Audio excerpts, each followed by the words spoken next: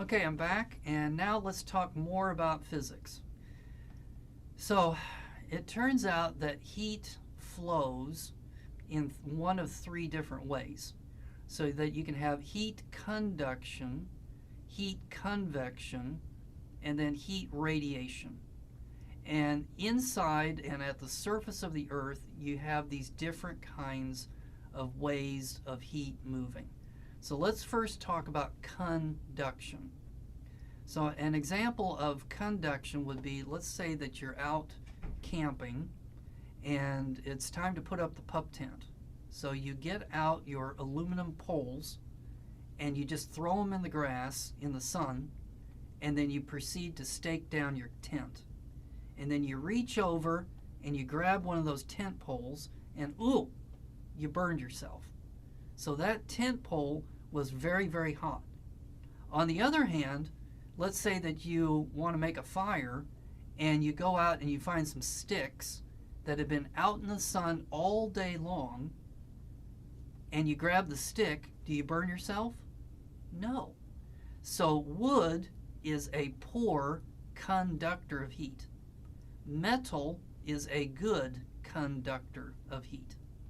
So what is it about the atoms that causes conduction? So conduction works the best in solids. So let's pretend that you got a piece of metal, and these are the atoms that make up the material. And then let's say we put a candle underneath it. So we're going to heat up the piece of metal. What's going to happen is these atoms here are going to start to move. They're going to start to jiggle. And they're going to be jiggling in random directions. So the hotter the atoms get, the more they jiggle. But that's really all they can do. They can't move very far because they're held together by chemical bonds. But when these jiggle, they cause these up here to begin to jiggle. And then when these jiggle, can you see that the heat is moving through the piece of metal? It's moving through the piece of metal in the form of jiggles.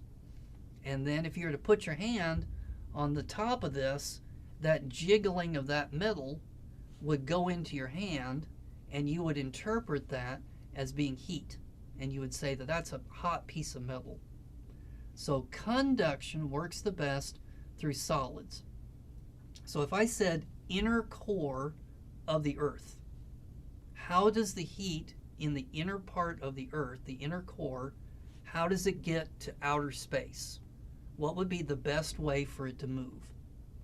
Through conduction, because the inner core is a solid. Now, liquids, on the other hand, they can conduct, but they don't do it as well as a solid does. So it turns out that in a liquid, the best way for the heat to move is called convection. And that occurs when you just boil water. So let's pretend that you've got a container, and so here is the water that's in there, and then we're going to heat the water. What's going to happen? Well, the water down here at the bottom is going to start to move faster. So the more energy that something has, the more it starts to move around, the more kinetic energy it's got. So the water molecules down here at the bottom start to move around, and it causes this material down here to expand because it's hotter. So things expand when they get hotter. So as this material expands, it becomes less dense. And what did we say about less dense materials? Where do they want to go? They want to go up. So that hot water will go up to the top, but as soon as it gets to the top, it's got to go somewhere because there's more stuff coming up underneath it. So it's going to go sideways, and then it's going to go back down. And then it's going to go sideways, and then it's going to go back down. So what you end up with is a motion that's going to look like this, and that's going to be called convection. So the next time that you're making spaghetti, you can see this in action, where if you break up the spaghetti into little pieces and you throw it into boiling water, you'll see this moving around. So that's going to be convection. So what about the outer core of the Earth? What does it want to do? It wants to convect because it's a liquid. Now, liquids can conduct, it's just they don't do it as well as what a solid does. Now, what about the mesosphere? What about the part of the mantle area of the Earth? It's a solid, so it conducts, but it also moves around like a liquid. It also convects very, very slowly.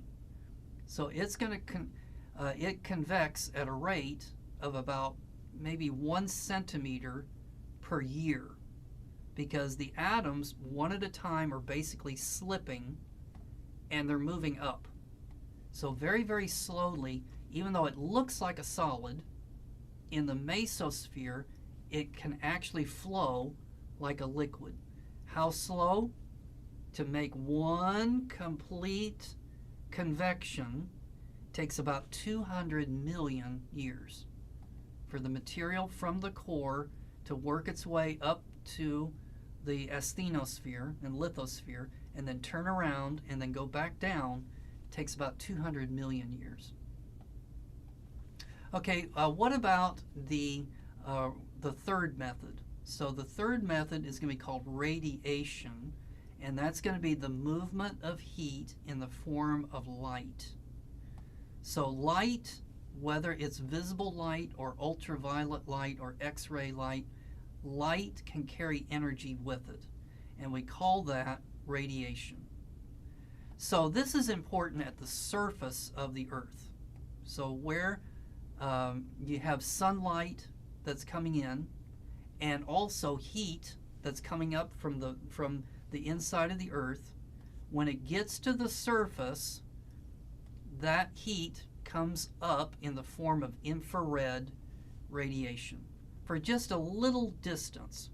So once it goes up about this tall, it starts to heat up the air, and then the air begins to convect.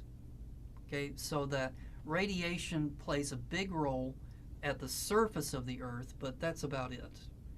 So when you're inside the Earth, it's either going to be conduction or convection, or possibly both of them occurring in there. So why did I make such a big deal about convection? Okay, it is one of the mechanisms that could possibly be responsible for plate tectonics. We need something that is going to provide the force that is going to cause these plates to move around and to bump into each other and to slide past each other. It has to be pretty powerful. So whatever force it is, it's going to have to be pretty powerful. So one possible mechanism is going to be convection. So the sheer force of all of this material coming up, it grabs a hold of the plates and it pushes the plates away from each other. Another possibility is that it is going to be a ridge push. So in that case, so here's where you got a ridge and it's coming up like this. So this is where the plates are separating. That's a divergent zone. And this is topographically higher. This is a mountain. And so this plate is going to be sliding in that direction because of gravity. So gravity acting on that plate is kind of like it's going to push it in that direction. Okay, another possibility is this one's going to be called trench pull or trench suction. And so that's where this plate goes back inside the Earth. So let's just say, for the sake of argument, this is a continent over here, and then this plate is going to collide with the continent, and we know that the plate's going to go down. Well, it's going to act like a suction that is going to continue to pull the plate in. So you got all of these different mechanisms, and it's probably a combination of convection and then this gravity thing acting on the plate, and then the plate being sucked back down into the earth. And so a combination of all of this is probably responsible for causing plate tectonics. Okay, we're done. So if you'll come back, we will take a lesson quiz over this material.